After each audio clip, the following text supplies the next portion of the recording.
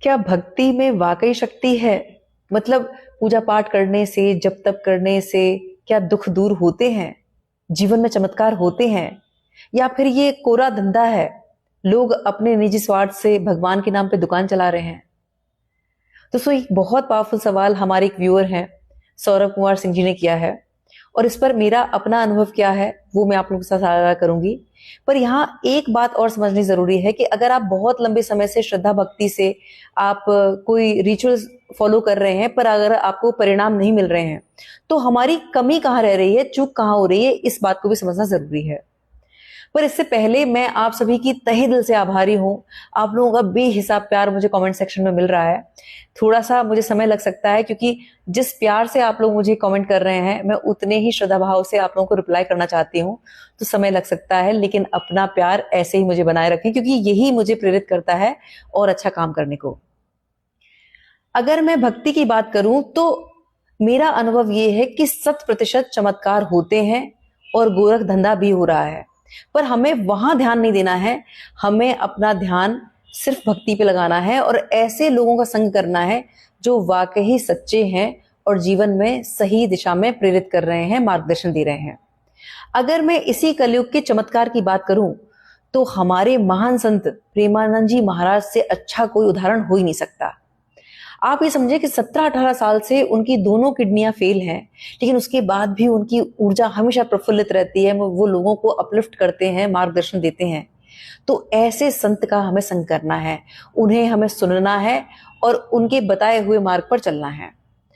अब दोस्तों, अगर मैं अपने जीवन की बात करूं तो मेरा अनुभव यह है कि मैंने कभी कोई पाठ नहीं किया, मैंने कभी कोई जाप नहीं किया, लेकिन मैंने ये समझा है कि भक्ति का जो सारा प्रभाव है वो निर्भर करता है हमारी अटूट आस्था और अटूट विश्वास पे।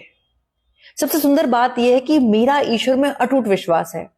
अगर मैं अपने बुरे समय की बात करूं तो एक सिंगल कोई रिश्तेदार या मेरा मित्र ये नहीं बता सकता कि मैं बुरे वक्त में मैं रोई और मैंने भगवान को दोष दिया। मतलब बुरे वक्त में भी मुझे ये विश्वास था कि अभी ये समय मुझे चैलेंजिंग लग रहा है, लेकिन मुझे पता है कि मेरा ठाकुर मेरे लिए काम कर रहे हैं और आने वाले समय में मैं इस समय के लिए धन्यवाद दूंगी, मैं आभारी रहूंगी। तो यहाँ कहने का मतलब है कि अपनी अटूट आस्था के साथ हमें ईश्वर के साथ जुड़ना है।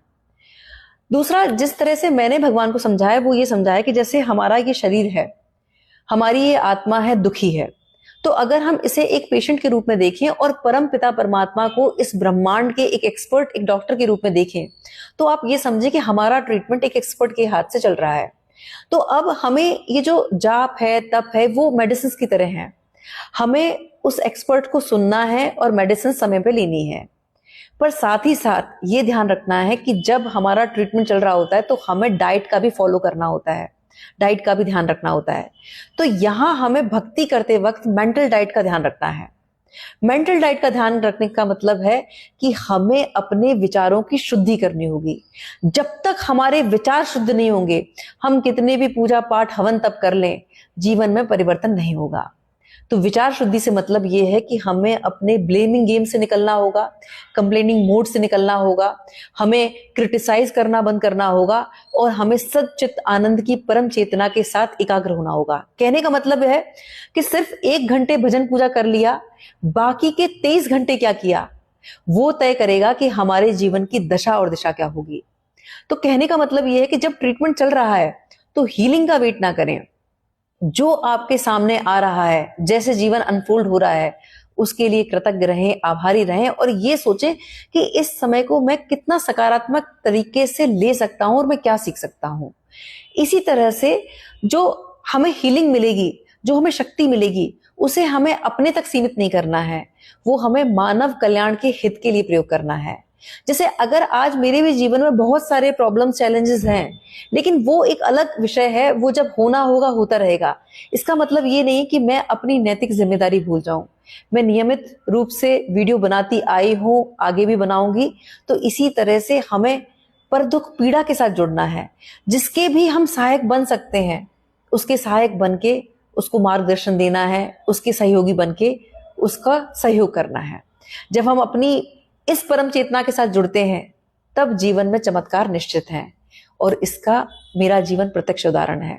हमें इस भाव से जुड़ना है कि आबाद करो बर्बाद करो सब तेरी रजा पे छोड़ दिया, तेरा हूं तुझको सौंप कर दिल दे के तकाजा कौन करे। इसलिए जीवन में जब चमत्कार होने होंगे, होते रहेंगे, हमें अपने जीवन को अच्छाई सच्चाई से चलना है और अपने जीवन में पहला स्थान ईश्वर को देना है और उनकी कृपा पर, उनकी शक्ति में डाउट नहीं करना है। बहुत बहुत आभार, नमस्कार, जय श्री राम।